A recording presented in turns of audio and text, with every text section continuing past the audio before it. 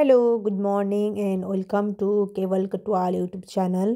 आज चाहिँ म तपाईँहरूलाई लन्डन ब्रिजदेखि वुल्भरह्याम्पटनसम्मको रेल यात्रा देखाउँदैछु। लन्डन ब्रिजदेखि कुनै पनि ट्रेन स्टेसनहरू कनेक्ट हुनको लागि ट्युब चढ्नै पर्ने आवश्यकता छ। त्यहाँ ट्युब मात्रै चल्छ र ट्युबले मात्रै कनेक्ट हुन्छ र ट्युब चढेर लन्डन स्टेसनसम्म अथवा कुनै पनि अरू स्टेसनहरू पुगिन्छ।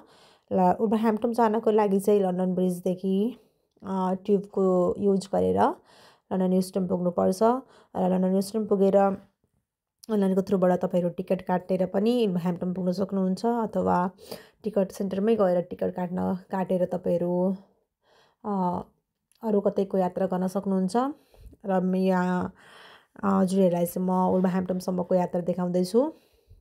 यहाँको रेलवे स्टेसन्सहरू पनि एकदम ठुलो हुन्छ र प्लेटफर्महरू पनि धेरै भएको कारणले गर्दाखेरि एकदम पजल पजल जस्तो लाग्छ। अलिकति झुक्किने अब भर्खर नेपालबाट गएको मान्छेलाई त झन् अलिकति गाह्रै नै हुन्छ सिचुएसन अलिकति। अनि त्यहाँबाट सोध्दै ओर्दै आफ्नो गन्तव्यसम्म पुग्नुपर्छ। र मैले चाहिँ लन्डन स्टेसनदेखि ट्रेन चढेर अब म लाग्दैछु वुल्भरह्याम्पटनतिर।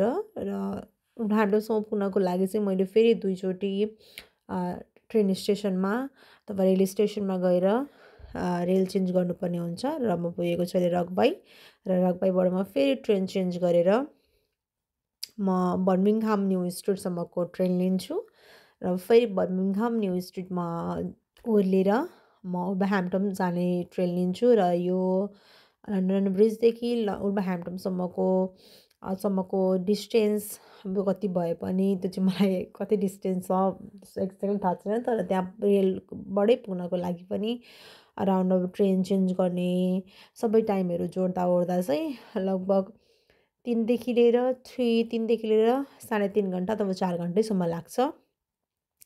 र म बर्मिङहाममा न्यू स्ट्रिटमा झरेर पनि ट्रेन चेन्ज गरेर पनि अहिले वुल्भरह्याम्पटन पुगिसकेर वुल्भरह्याम्पटनको यो बाटो हिँडिरहेको छु। वुल्भरह्याम्पटन चाहिँ आउटसाइड लन्डन भए पनि एकदम डेभलप्ड, एकदम वेल इस्टाब्लिस्ड, एकदम यो सिटी वुल्भरह्याम्पटन सिटीलाई चाहिँ एकदमै मलाई चाहिँ एकदमै मन पर्यो।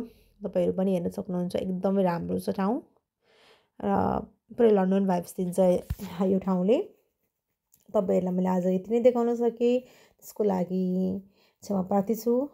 तपाईँहरूलाई आजको भिडियो कस्तो लाग्यो कृपया कमेन्ट सेक्सनमा गएर आफ्नो कुराहरू भन्न सक्नुहुन्छ र केवल कटुवाल युट्युब च्यानललाई सपोर्ट गर्दै अघि बढ्दै जानुहोला। धन्यवाद।